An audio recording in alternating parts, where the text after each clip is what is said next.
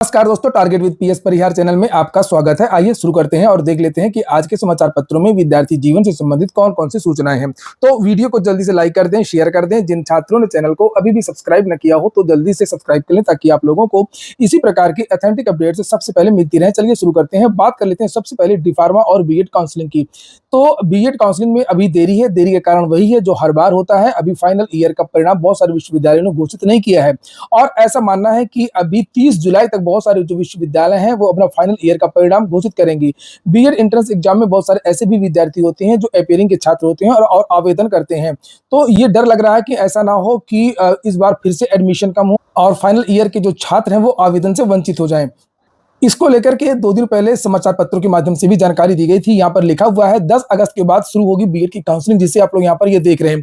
कई विश्वविद्यालय ने 30 जुलाई तक परिणाम घोषित करने की बात कही है और आगे लिखा है कि ऐसे में कुल सचिव ने शनिवार को प्रमुख सचिव को पत्र भेज दिया है और बताया कि प्रदेश के सभी विश्वविद्यालय से मिली सूचना के आधार पर तय किया गया है कि अब बीएड की काउंसलिंग अगस्त के दूसरे सप्ताह से शुरू की जाएगी। जब तक यूजी पीजी फाइनल वर्ष का परिणाम घोषित नहीं होगा काउंसलिंग शुरू नहीं हो सकती है। और वहीं पर ये देख सकते हैं डी फार्मा के लिए जो काउंसलिंग का जो शेड्यूल है वो जारी कर दिया गया, जिसे आप लोग यहाँ पर ये देख सकते हैं। ये देखिए सेकेंड राउंड की जो काउंसलिंग है वो 9 जुलाई से, ये देखिए लिखा हुआ नीचे, ये सेकेंड राउंड की जो काउंसलिंग है उसका जो शेड्यूल है वो जारी कर दिया गया है। 9 जुलाई से लेकर के 11 जुलाई तक चॉइस फिलिंग की प्रक्रिया होगी। सेकेंड राउंड का जो सीट अलॉटमेंट है वो 12 जुलाई को होगा। वहीं पर जो विद्यार्थी बीएड करना चाहते हैं और डी फार्मा करना चाहते हैं और जिन्होंने ये एंट्रेंस एग्जाम दिए हैं, चाहे वो डी फार्मा के लिए हो चाहे वो यूपी बीएड के लिए हो, तो डी फार्मा के लिए आपको पता ही है कि पॉलिटेक्निक का जो एग्जाम होता है उसमें जो विद्यार्थी भाग लेते हैं वो डी फार्मा कर सकते हैं और बीएड के लिए अलग से एंट्रेंस एग्जाम होता है।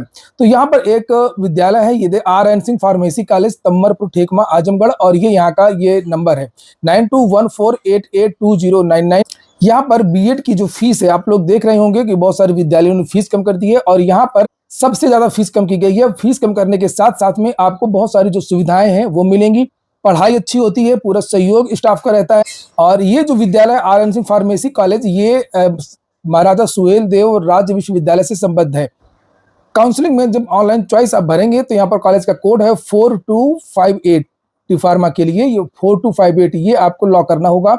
बिहार और दूसरे राज्य के जो विद्यार्थी हैं उनको विशेष ऑफर यहाँ पर दिया जा रहा है। चलिए अब अगली जो सूचना है वो देखते हैं। शिक्षक भर्ती के लिए अध्याचन का प्रारूप तैयार। उत्तर प्रदेश शिक्षा सेवा चयन आयोग ने बेसिक, माध्यमिक व उच्च शिक्षा में शिक्षक भर्ती को अध्याचन का प्रारूप तैयार कर लिया है। इससे संबंधित फाइल प्रदेश के कार्मिक विभाग को भेज दी गई है। जल्द ही कार्मिक विभाग और आयोग के प्रतिनिधियों के बीच में बैठक करके इस पर मुहर लगा दी जाएगी। साथ ही शिक्षक भर्ती का रास्ता साफ हो जाएगा। सूत्रों का कहना है कि बेसिक, माध्यमिक व उच्च शिक्षा में शिक्षकों की भर्ती को लेकर के तो अभी केवल कच्चा प्रारूप बनकर के तैयार हुआ कि किस तरीके से अध्याचन मंगाया जाएगा, किस तरीके से कॉलम होंगे, किस तरीके से रो होगा। और लेकिन सबसे बड़ी बात वही अप्रूवल को लेकर के है। यहाँ पर देखिए लिखा नीचे अभी अप्रूवल नहीं मिला है और कार्मिक विभाग से मंजूरी का इंतजार है। ये देखिए प्रारूप लगभग फाइनल है लेकिन इस पर अंतिम मुहर अभी नहीं लगाई गई है। जल्द ही कार्मिक विभाग में बैठक की जाएगी।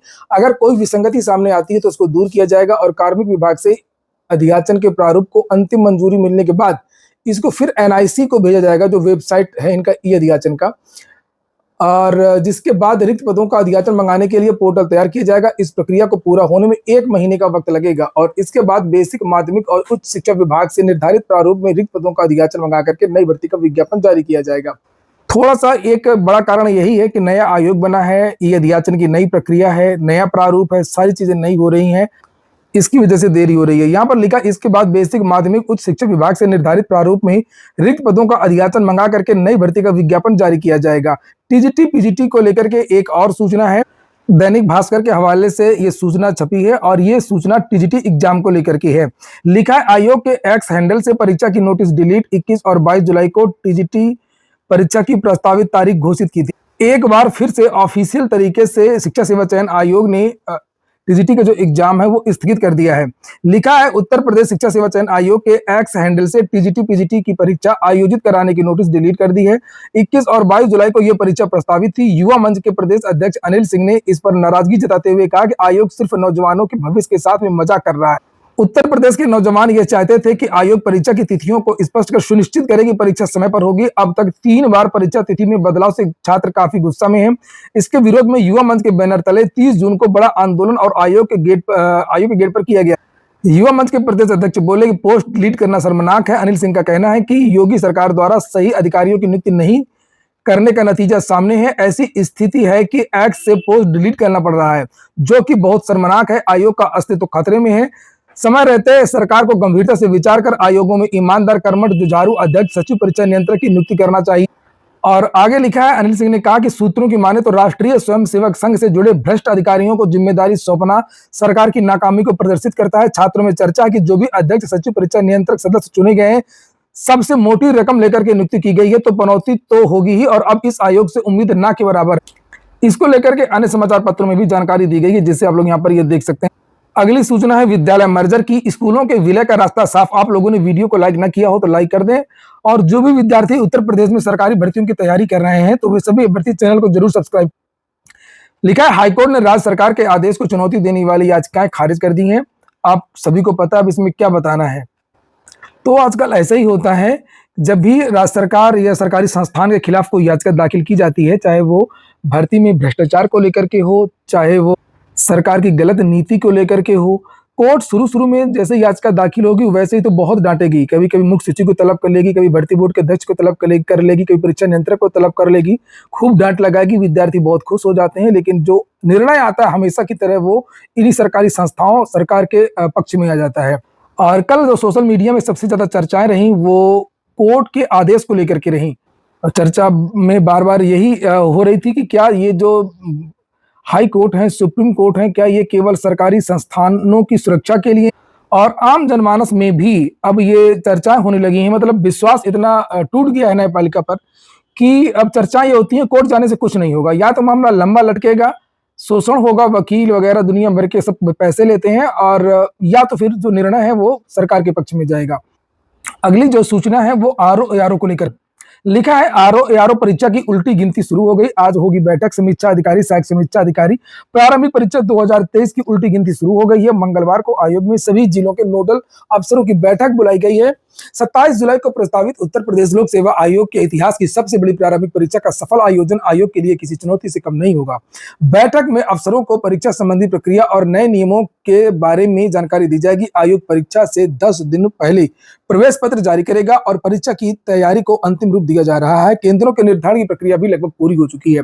एक ही महीने में 13 और 18 तारीख को एक ही महीने में ये परीक्षाएं हुई थी, आरओ की और पुलिस की। दोनों का पेपर लीक हो गया था, दोनों को रद्द करना पड़ा। विद्यार्थियों ने विशाल आंदोलन किया प्रयागराज, लखनऊ वगैरह में। और लेकिन सोचिए कि उत्तर प्रदेश लोक सेवा आयोग की जो परीक्षा है, जिसमें 10 लाख विद्यार्थियों ने आवेदन किया है लगभग, और जो पुलिस कांस्टेबल की भर्ती थी उसमें 50 लाख के आसपास विद्यार्थियों ने आवेदन किया था, तो उस भर्ती के जो विद्यार्थी हैं वो भर्ती कंप्लीट हो गई और वो ट्रेनिंग में चले गए हैं, और इनकी अभी प्रारंभिक परीक्षा ही नहीं हो पाई है। जबकि आयोग जो है उत्तर प्रदेश लोक सेवा आयोग, पुलिस भर्ती बोर्ड जो है उससे भी बड़ा है और उससे भी ज्यादा इसके पास संसाधन है। लेकिन बात है सरकार की प्राथमिकता की। समझ गए होंगे आप पूरी बात। सरकार की प्राथमिकता पुलिस भर्ती को लेकर के थी, और इसीलिए वो जल्दी से पहले रद्द भी वही की गई थी, और रद्द किया, दोबारा परीक्षा हो गई, ट्रेनिंग हो गई, दौड़ हो गई, सब कुछ हो गया, और उनकी ज्वाइनिंग भी हो गई।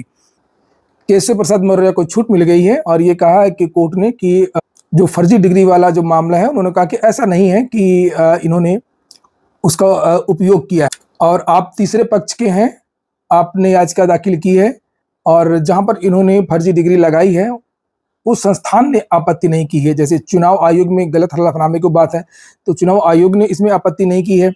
या पेट्रोल पंप डालने के लिए इन्होंने जो फर्जी मार्कशीट कहा जा रहा कथित रूप से जो लगाया था, तो इन्होंने कहा वहां से भी इनको पेट्रोल पंप जो है उस संस्थान ने याचिका दाखिल नहीं की है, आप कौन होते हैं, और उसको रद्द कर दिया गया है, और इनको छूट दे दी गई है, और जो इसने याचिका दाखिल की थी वो याचिका खारिज कर दी। अगली सूचना एडेड जूनियर हाई स्कूल शिक्षक भर्ती की है, और अधिकारियों को जब फोन करो तो बार बार यही कहते हैं कि बहुत जल्द शासनादेश जारी होगा, बहुत जल्द शासनादेश जारी होगा। विद्यार्थी कभी लखनऊ में धरना प्रदर्शन, कभी प्रयागराज में धरना प्रदर्शन करते हैं, लेकिन शासनादेश जारी नहीं हो रहा है। रिजल्ट भी जारी हो चुका है, कोर्ट से कोई विवाद नहीं है, कोर्ट ने भी इस भर्ती को क्लियर कर दिया है। विद्यार्थी थक हार करके जब तक शासनादेश नहीं आया तो ये कल से धरना प्रदर्शन कर रहे हैं। तो ये विद्यार्थियों ने मेरे पास भेजा है, एडेड जूनियर शिक्षक भर्ती 2021 9 जुलाई कल बुधवार को 11 बजे SCERT लखनऊ निषादगंज। लगभग 42,000 विद्यार्थी क्वालिफाई हुए थे, जो इसका इंतजार कर रहे हैं कि शासनादेश जारी हो और इनकी नियुक्ति हो सके। तो जो भी विद्यार्थी इस भर्ती से संबंधित हों, वो सभी विद्यार्थी कल 11 बजे निषादगंज लखनऊ SCERT कार्यालय पहुंच सकते हैं और शांतिपूर्वक तरीके से अपनी मांग को रख सकते हैं। उत्तर प्रदेश सरकार के अयोग्य अधिकारियों की वानगी अगर देखना है तो इस भर्ती में भी आप देख सकते हैं। एडेड जूनियर शिक्षक भर्ती, ये इतने अयोग्य अधिकारी हैं कि इस भर्ती को भी नहीं ये कर पा रहे हैं। 69,000 शिक्षक भर्ती में जो छीछा लेदर तो कर ही दी है, 6800 की जो सूची है वो फंसी हुई है। बहुत सारा आरक्षण को लेकर के विवाद हुआ, सरकार की किरकिरी हुई, सरकार के वोट बहुत सारे कम हुए जो आरक्षण को लेकर के विवाद था, और उसी तरीके से ये भर्ती भी है। और अब देख लीजिए आप लोग, शिक्षा सेवा चयन आयोग में पता नहीं कहां से सरकार ढूंढ ढूंढ करके लाई है इन नमूनों को।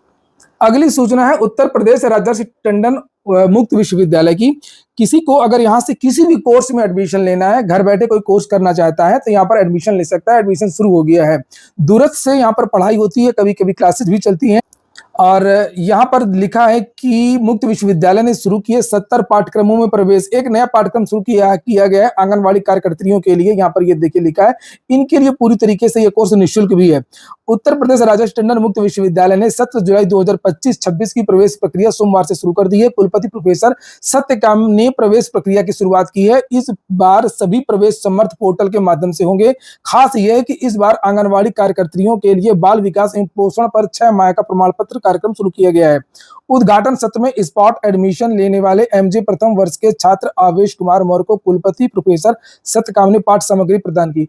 तो देखिए, ये बाकी तो ठीक है, नंबर वंबर भी ठीक मिलते हैं, बहुत कम खराब नंबर नहीं मिलते हैं मुक्त विश्वविद्यालय UPRTO में।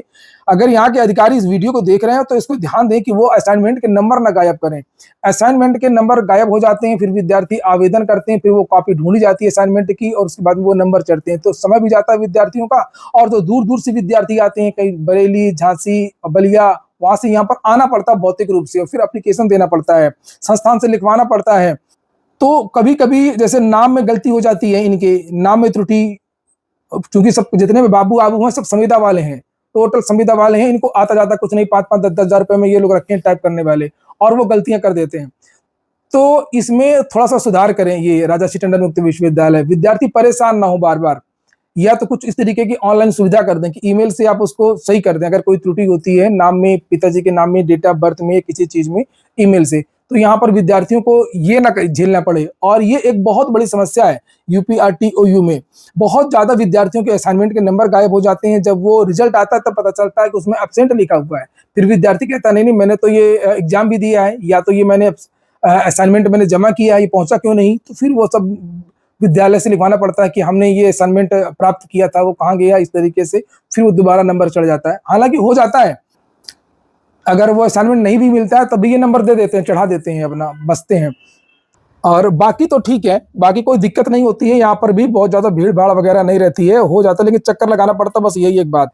चूंकि इसके जो छात्र होते हैं वो दूर दूर के होते हैं, कोई रेगुलर क्लासेस तो उस तरीके की रहती नहीं है, कोई संगठन छात्रों को, तो वो इसके खिलाफ आवाज उठाए।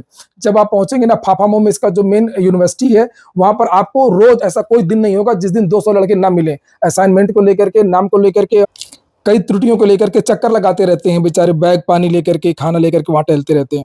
तो अगर कोई अधिकारी सुन रहा हो या सरकार का अधिकारी सुन रहा हो तो वो इस पर सुधार करे UPRTO में। ये हो गया आज का वीडियो। पूरा वीडियो सुनने के लिए बहुत बहुत धन्यवाद।